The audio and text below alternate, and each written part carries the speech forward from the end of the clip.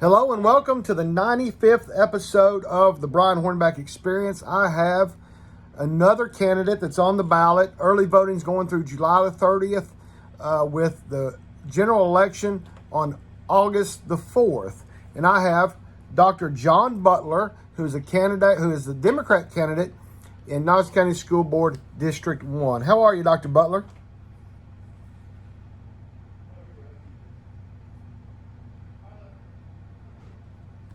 Are you there?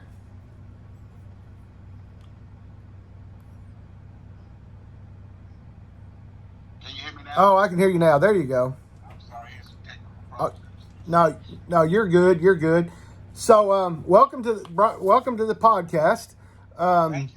So, I met you. You came to Knoxville in 2007, I believe, and that was about 3 years after I'd been off the school board for about 3 years. And first time I met you, you told me that you had served on the school board over in North Carolina. I believe that was the Asheboro City School Board. So, Yes. when I saw that you were running for school board in Knox County, it wasn't a surprise to me. So, kind of talk about what got you to this. Well, yeah. Let's introduce you first. You're a U.S. Army veteran, correct? Yes. And you and your wife are here, and y'all been very active.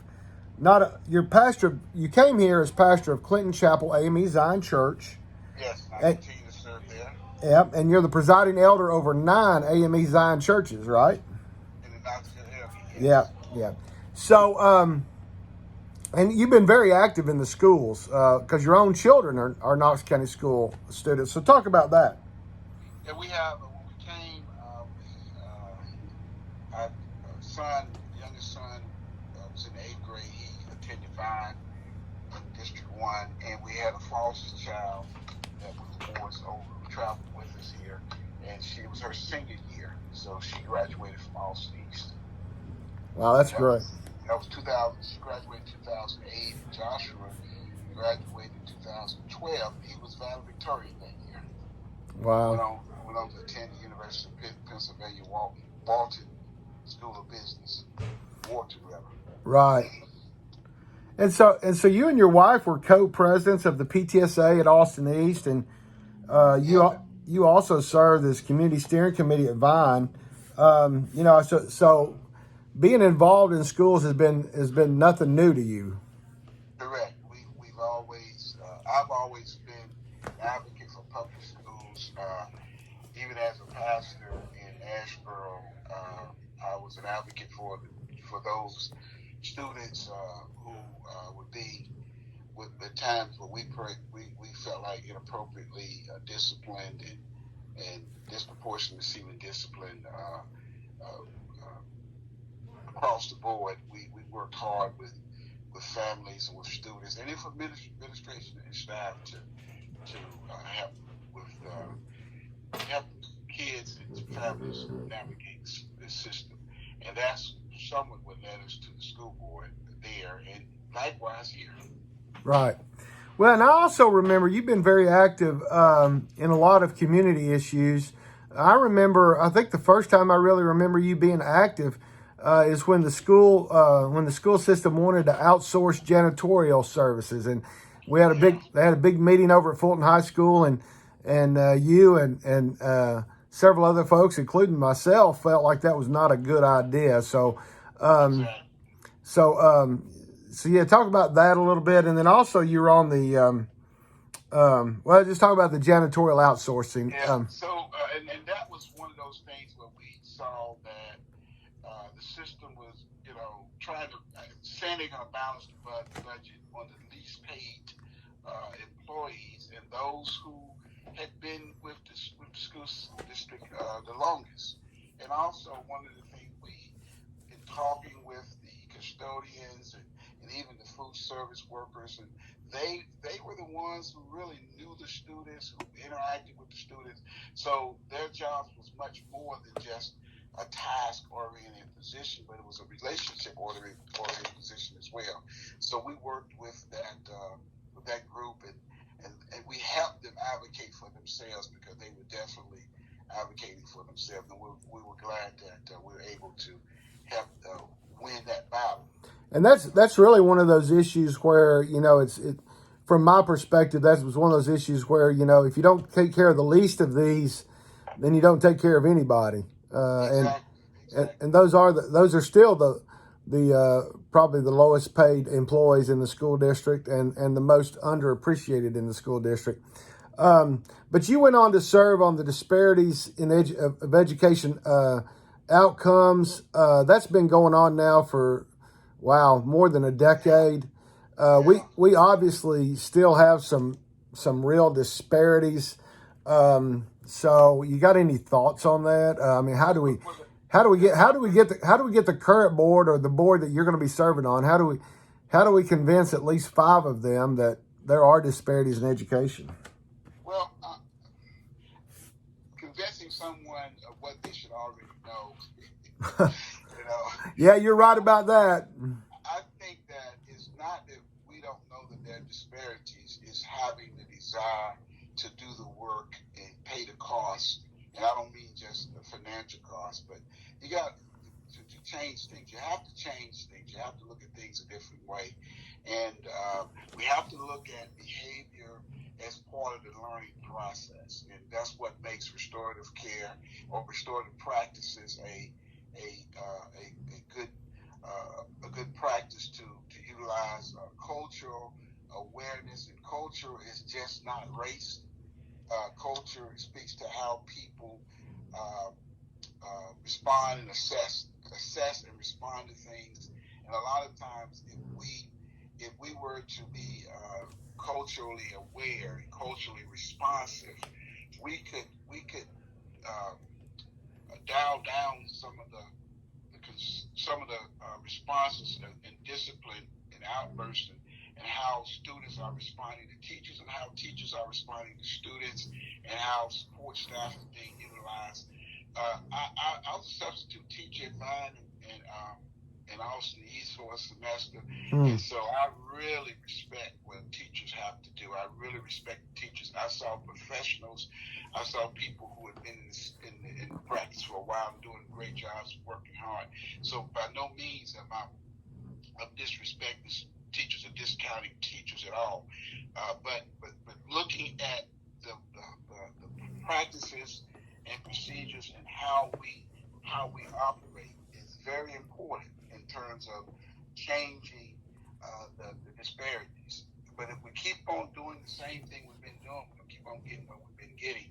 And that means that we have to hear from teachers, we have to hear from support staff, we have to hear from administrators, but likewise we have to hear from families, we have to hear from students, and we have to look at what will we do. But we do need to have a policy, a plan, outcomes and objectives, and we have to have means of doing assessments, evaluating, research-based, getting the data, and really looking hard at seeing how good of a job are we doing. You got to be intentional, but you also have to be reflective and really look and see, okay, how we're doing, because I really believe the disparities on education outcome task force and then the steering committee, they have another name for it now. I think they've been meeting and they've been talking, but we haven't had the results. So we just gotta. I think we really have to look at what is the plan, what is the policy, and hold support the superintendent and staff, support them in the effort, and also hold them accountable, hold ourselves accountable. Right.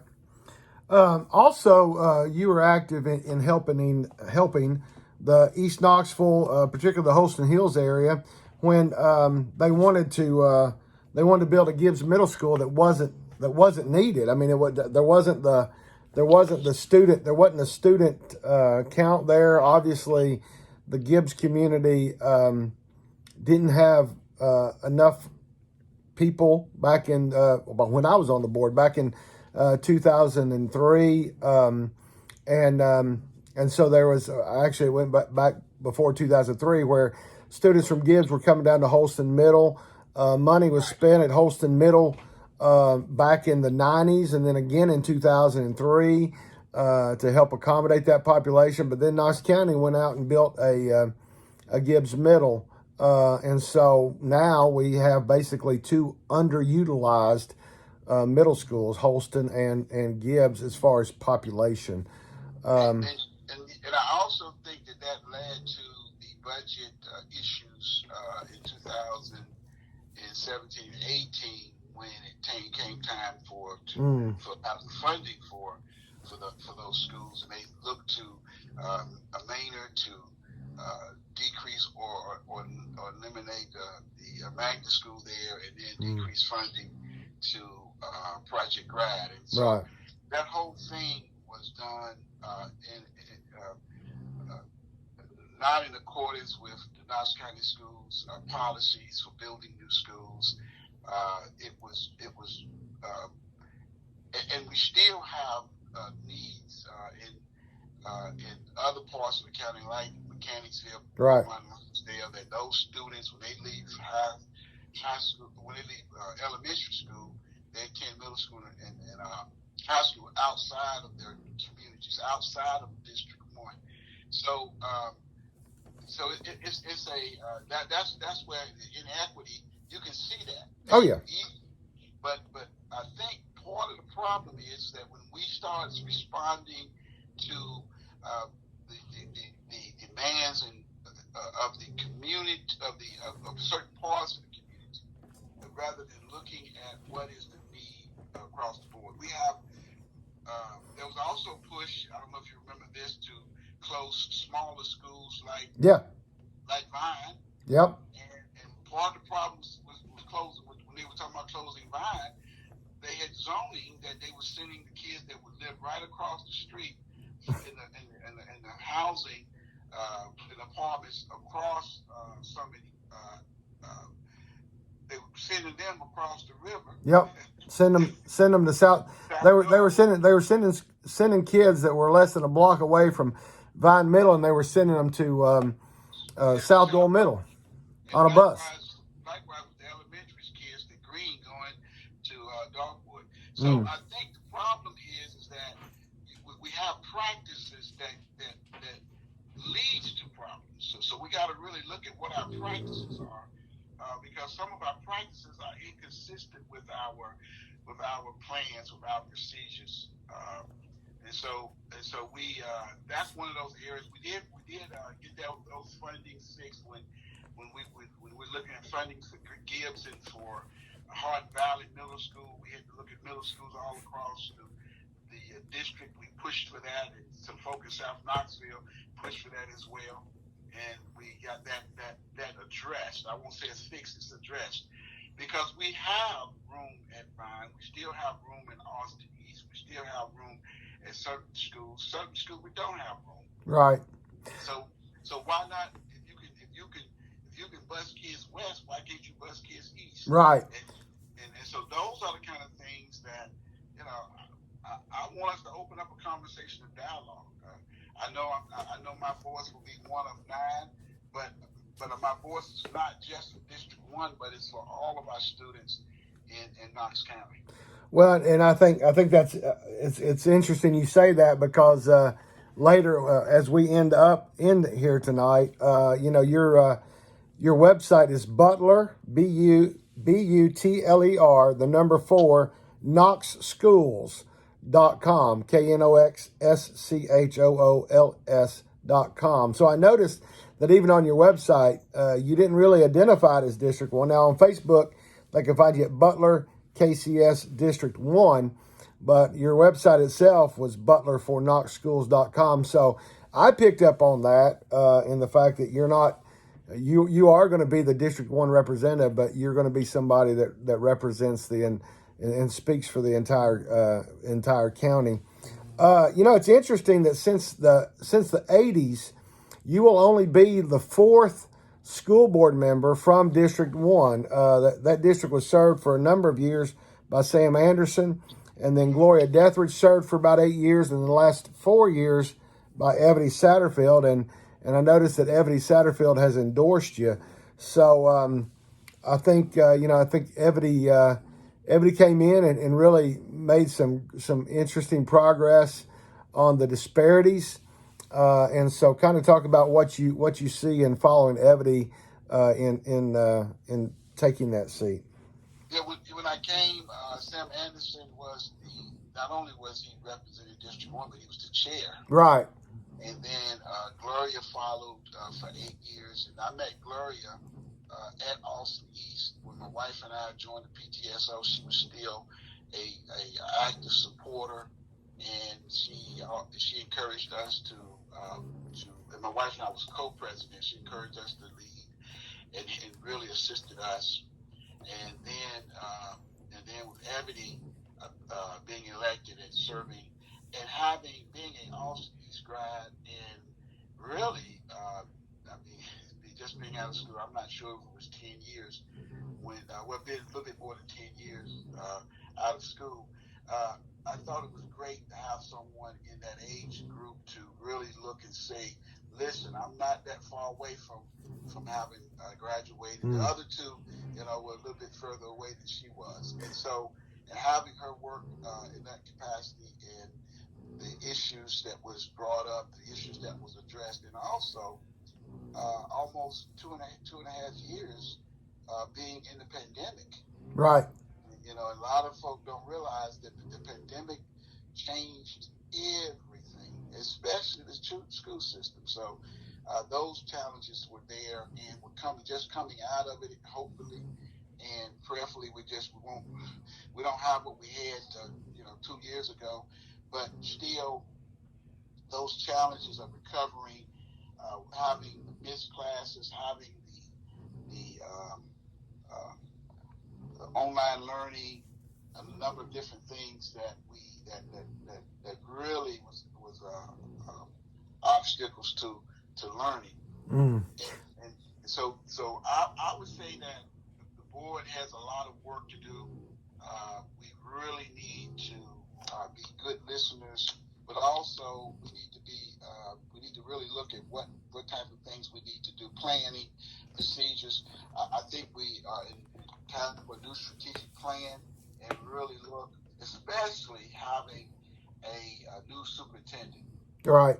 Yeah, we've not talked about Dr. Ryswick. Obviously, you're going to be coming in, and he just took over as superintendent the 1st of June.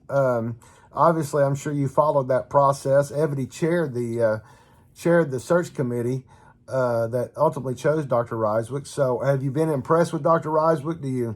Do you see that he may be going to help push some of the corrections and disparities in education? Well, yeah, I've worked with Dr. Isaac with which was Knox Education Foundation, and what it is, and we've and worked with him on a couple of other efforts and entities. I think having someone come in who has been with the school district as long as he has, there's not as much of a learning curve. And also, he had a chance to sit in a lead from a second, not the second chair, but a second chair, being behind, being one of the deputy or assistant superintendents. Right. And when you're in that position, you have an opportunity to see things that you would do if you were in that position. I don't know if you've been in that, but I've been in positions where I would say, okay, if I get in this position, this is something I would do. This is something I wouldn't do. You see a lot of the concerns and problems, and he started off making some real changes and really looking at things and having a real plan. Right. And as a leader, I think it's always important to have a plan, be outcome oriented. These are the things we want to do. So I think that the superintendent is definitely going to need the support of the board, but also have to have the accountability. We have to hold the superintendent accountable and get out of the superintendent's way and allow him to do his job, but also be plugged in enough that we know these are the things that we're seeing. These are the results that we say we want. These are the measurements that we're going to utilize, and really listening to parents and students, getting them involved, but But I think that the other thing though is that so many times when you are in a place for so long, blinders do come. Right. So those of us who are new to the board, and in a couple of years you have some more elections, so the board turnover will be done in a couple of years, Right. and so you have some new visions. I'd be one of those people who did not hire the superintendent, so I don't have to make have to say I want to make sure that I made the right choice. The choice is made. I do feel confident that Dr. Radzik can do the job, and we have to do everything we can to help him do the job and to hold him accountable for the job. And ultimately, that's what the school board is. The school board is a board of directors that holds the CEO responsible, and he's your only employee. And before we leave this conversation, I do want to say that one thing I liked about Ebony Satterfield, and you talked about her youthful presence on the board, is that when I met Ebony 4 years ago, she said that she was a Project Grad scholar. And in 2001, as a new school board member, I went on the trip to Houston along with Pastor James Davis, who's now passed away, and several other community leaders. And we visited the Houston Independent School District, and that's where we saw Project Grad. And even as a West Knoxville school board member, I was totally on support with Project Grad. Voted for it, supported it, and I'm glad to see that even though every 5 or 6 years people want to talk about not spending money on Project Grad, I think Ebony Satterfield is one of hundreds, if not thousands, of students that I can look back and say, my 4 years on the Knox County School Board was worth it. So, yeah, for sure. My son Joshua was a Project graduate, and the piece that I really felt good about is preparing him for high school. The first year that you go, they prepare you for high school, and then the second year you get an opportunity to visit with I think Pellissippi, the third year with UT, and so it really helps. I won't say totally prepared because having kids prepared for college is a village. Yeah. It takes the village to prepare, but Project Grad is a wonderful program. Yeah, and I think Ebony brought a lot to the table. The one thing I think that people, and this is something, I don't want to go out too far on the branch, but the board member is part of a board. Right. So you have to operate within that board. Those people who think that they can come in and I'm going to do this, I'm going to do that, I'm going to do that. That's not how a board works. Right. Now we do get an opportunity or have the responsibility, I think, to visit the schools and reach out to the community, and that's an area where I think I'm going to continue to work with that others have tried, is that getting out in the community and making sure that the community understands what's going on at the schools, and making sure that that the schools have a welcoming and warm environment for parents to come, and even for community entities to be involved. That's what I love about community schools, is that they're intentional about having community partners. Right. So because the schools cannot do it all by themselves, so having those community partners, and in certain districts, you have the foundations and different things going on. In other districts, we got to be intentional to have that happen. Right. Well, Dr. Butler, I appreciate you being here on the podcast, the Brian Hornback Experience, episode 95. Folks can find you on Facebook at Butler, Butler, KCS District, District, the number 1, and on the World Wide Web at Butler, Butler, the number 4, Knox Schools, KNOXSCHOOLS.com. I'll give you just about another minute to ask folks for their vote. You don't have a Republican primary, you don't have a Republican general opponent, but you do have a couple of independents. So every vote counts. So I'll give you a minute or so to ask for folks' votes, and appreciate you being on here. Well, thank you for having me. I didn't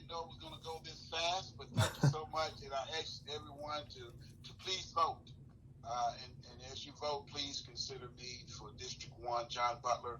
I will be your servant. I will be your advocate, and I will be a leader. All right. And so look forward to serving you. Great. Thank you, Dr. Butler. Thank you. Peace and blessings. Bye-bye.